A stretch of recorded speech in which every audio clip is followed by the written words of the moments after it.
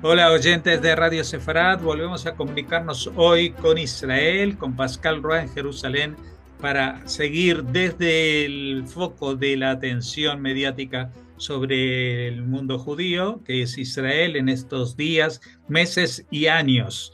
Llevamos casi 2 años en sin vivir, tratando de informarnos qué es lo que pasa y lo peor, qué es lo que va a pasar porque eso es lo que nadie sabe, ni siquiera los protagonistas, ¿no? Sí, bienvenido al reino de las especulaciones. Ah, bueno, algunos logros hay, unos objetivos están alcanzados, pero todavía muchas dudas, y muchas tergiversaciones también. O sea, la presión ahora está sobre el gobierno de Netanyahu, por ejemplo, para el posible acuerdo de tregua y la liberación de los rehenes. Por eso quería empezar hoy por esta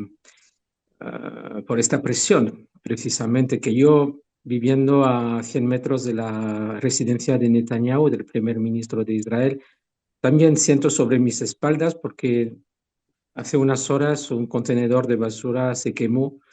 O sea, unos manifestantes, activistas, prendieron fuego a contenedores y algún que otro coche también en los alrededores. Digamos que ha sido convocada un día de disturbios, si lo podemos traducir, un día de caos, por grupos un poco más radicales que de costumbre en Israel, por supuesto para pedir un cese el fuego, para pedir la liberación de los rehenes, pero digamos que son protestas que confluyen desde que está Netanyahu en el gobierno, la verdad. O sea, él, Bueno, esos son 19 años desde que está Netanyahu en el gobierno, pero, eh, pero no, o sea, desde que desde que empezó esta última cadencia de Netanyahu y, sí, y su anuncio de la reforma judicial, etcétera, etcétera.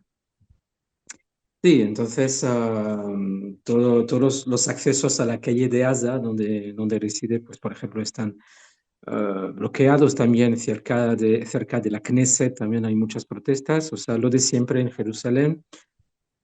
Vamos a ver, porque las protestas giran en torno a la liberación de los 48 rehenes, si tenemos las cuentas bien, porque recordamos que la semana pasada se recuperaron dos cadáveres ya, desgraciadamente, uno de Ilan Weiss del kibbutz Be'eri, de unos 56 años, y otro de más joven, de Idan Shtivi, que fue abducido y muerto en el acto del Festival Nova. Perdón, ¿estos cadáveres se recuperaron ya en sótanos o en túneles de la ciudad de Gaza o en otras partes? O no se sabe. Sí, se sabe, pero no fue en la ciudad de Gaza, fue en el sur de la franja, si no me equivoco. Ujú. No han salido muchos detalles, simplemente que fue cerca de cañones y ahí los recuperaron. Am, sí, entonces ya fueron sepultados y en el cómputo general hablamos de unos 20 con vida. Bueno, según lo que diga Trump, porque según él dos están en mala condición, Netanyahu lo desmiente, pero bueno, una veintena, podemos decir, con vida y el resto desgraciadamente sin vida. No hay negociaciones a la vista. Sabemos que jamás en la última ocasión o en la última declaración apostaron por el plan Witkoff, un acuerdo parcial, gradual, que no acepta todavía a Israel, ni tampoco Netanyahu, pero que puede evolucionar, porque digamos que lo que está intentando ver el gobierno, y ahí vamos ahora, lo que está intentando comprobar el gobierno israelí es si la presión sobre la ciudad de Gaza tendrá sus frutos. Es verdad que es una operación muy lenta, muy lenta porque creo que la cuestión es ver si hay tal presión, si consigue sus frutos y si hay que entrar, entramos, pero paulatinamente. Ayer se lanzaron o se emitieron las primeras convocatorias de enlistamiento de los reservistas. Recordamos que son unos 60.000 que están llamados a filas en una primera fase para un total de 130.000 de aquí a primavera para atacar, conquistar y ocupar la ciudad de Gaza. En paralelo, también desde hoy se han lanzado mensajes de evacuación a toda la población, no a una zona particular, a toda la población, con más o menos éxito, porque sabemos ya de forma, ya ha llegado la información, como era de prever, que jamás impide físicamente a su población de salir hacia el sur, donde está instalada la zona humanitaria o varias de ellas. Se lo impide con amenazas de todo tipo y sin embargo, según cifras oficiales a las que he tenido acceso, habría unos 70 a 80.000 gazatíes que ya habrían emigrado hacia el sur, incluso sin esperar la convocatoria o la llamada oficial en árabe, por supuesto, por parte del portavoz de Tzal. Y más o menos, cuál podría ser la población de la ciudad de Gaza para saber estos 60.000, 70.000, qué porcentaje representan? Mira, se habla de entre 800.000 personas a 1 millón de personas. Es un montón de gente que vive en la ciudad de Gaza, que apenas ha sido tocada desde el principio de la guerra. O sea, varios barrios sí, pero no el corazón de la ciudad de Gaza. O sea, a la alza, 80.000 es casi 10%, podríamos decir. diez Ujú. por ciento de la población, pero bueno, ha empezado hoy Claro. realmente las llamadas a evacuar, así que vamos a ver si, Es si de alguna que, forma sí, consiguen salir. es que la lucha en terreno urbano es mucho más complicada porque evidentemente eh, las fuerzas militares no solamente avanzan en horizontal, sino que hay edificios que se puede disparar desde arriba. En el caso de Hamas también pueden disparar desde abajo, desde los túneles, hacer volar un túnel por el cual avanzan blindados o lo que sea. Es decir, que la situación es mucho más compleja, hay muchas calles, muchas callejuelas y conquistar o tomar militarmente una ciudad es algo complicadísimo e incluso se vio no ya en los últimos conflictos, sino también durante la Primera Guerra Mundial y en la Segunda Guerra Mundial, la lucha en zonas urbanas es muy complicada. Eh, Solamente recordar los que han visto la película El pianista, en las escenas finales cuando se ve cómo queda Varsovia cuando los alemanes se retiran, pues la manera que tenían ellos de combatir la insurgencia en Varsovia era destruir toda la ciudad. Y ese es lo que la lógica recomienda hacer, pero evidentemente ya hay demasiadas voces y ojos apuntando a lo que Israel hace y deja de hacer como para que solucionen el problema de la manera más sencilla, que sería pues con bombas de profundidad y atacando y sin mirar si hay civiles o no hay civiles. Es decir, esta es una guerra muy asimétrica porque algunos tienen que controlar lo que pueden hacer, mientras que los otros tienen toda la libertad del mundo y es más, no están obligados a cumplir ninguna legislación internacional porque ellos son un grupo terrorista y en las voces internacionales para las treguas, etcétera, etcétera, ni siquiera se los menciona por su nombre. No, En España las manifestaciones no sacan banderas de Hamas, saca la bandera palestina, pero este no es un conflicto con los palestinos, este no es un conflicto con Cisjordania o con el mundo árabe, es un conflicto con Hamas en la franja de Gaza. Si Hamas se retira de la franja de Gaza, se acabó el problema. Pero los de Hamas saben que si ellos se van de la franja de Gaza, pues eso sí que sería una derrota para ellos. Hoy en día, a pesar de que tienen miles de muertos, pues siguen con la épica y el control de lo que Occidente opina sobre esta guerra. Si dejan la Franja de Gaza, van a perder esa ventaja informativa que han tenido siempre. Sí, y perderán también a los escudos humanos, que también son una baza para ellos, los escudos humanos. Efectivamente, bueno, ya hemos hablado varias veces de esto, de cómo Israel pierde la guerra mediática, la propaganda la lleva muy bien jamás desde el principio. Es otra guerra, es su guerra, podríamos decir, después de haber intentado masacrar a cuantos más judíos israelíes posibles el 7 de octubre, pues ellos entraron en otra fase que es una guerra de propaganda y lo consiguen y salieron informes esta semana en los informativos y en los medios israelíes sobre cómo consigue Hamas difundir su propaganda desde la franja misma, con imágenes uh, que sacan de ahí y que usan a veces. A veces sabemos cómo se trucan, cómo se manipulan, Y se pero sin embargo fabrican, a veces se se fabrica fabrican. y a medios afines, luego se vende, entre comillas, a los medios bien pensantes del mundo occidental que los compra, también entre comillas, los compra de forma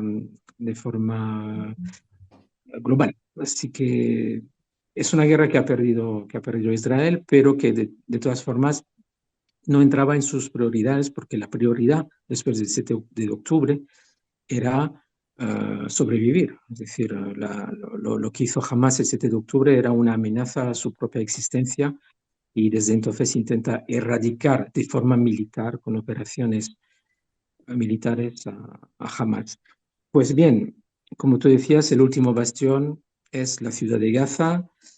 El objetivo es hostigar a cada terrorista, es dar una sensación de que no tienen un lugar seguro en ningún sitio en la franja. Sabemos que después de la operación que se lanzó hace unos meses de los carros de Gedeón, que esto es el seguimiento de esa operación, pero en la primera fase, antes de entrar en la ciudad de Gaza, ya tiene control de la franja Sahel, tiene control sobre 70 a 75%. Y la idea es tener control sobre toda la franja y que los terroristas, como tú decías, ya perderán toda referencia, es decir, todo bastión, o sea, toda posibilidad de, de amarre o de raíz en la franja. Ese es el objetivo. Ya veremos, como te decía, es muy lento, la evacuación, las órdenes se han lanzado hoy, las llamadas a filas también estos días. He leído que una operación de gran envergadura ya está prevista antes de las fiestas judías, es decir, justo a mediados de septiembre, sobre el 15 entonces. Sabemos que Rosh Hashanah empieza el 22, que es un lunes. O sea, antes de las fiestas judías, ya las operaciones de gran envergadura habrían empezado una vez evacuada la población de Gaza hacia las zonas humanitarias. Bueno, entre los reservistas también hay mucha reticencia. Ya no estamos en la situación de las primeras semanas o primeros meses después del 7 de octubre. Muchos ya han anunciado que no entrarán a formar parte de las reservas, de los reservistas, pero se quedan todavía en minoría. Pero es una tendencia. Es la tendencia de un país que está un poco harto, la verdad, de esta guerra, pero que no hay otra, hasta que no haya liberación de los rehenes, de momento no se ve otra solución, a menos que la presión sea tal que jamás baje sus exigencias y que realmente podamos llegar a un acuerdo. Pero no hemos llegado hasta ahí. De momento, Trump sabemos que se impacienta, es muy impaciente de naturaleza, por naturaleza, y a Netanyahu también le gustaría poner fin a esta guerra con una proclama de victoria total, victoria final, pero no la logrará hasta que no lleguen los rehenes y sea derrotada de forma total jamás. Muchos dicen que son objetivos contradictorios, pero ese es lo que hay en la mesa de momento en Israel. Ujú. Eh, y a nivel internacional, ¿alguna cosa que esté vinculada a Israel? Bueno, citabas al presidente Trump, que siempre, cada día dice alguna frasecita, pero que tampoco está teniendo un protagonismo importante, ¿no? Siempre ha delegado todos estos meses en Witkoff, pero Witkoff también se ocupa de Ucrania y tampoco soluciona nada por allí.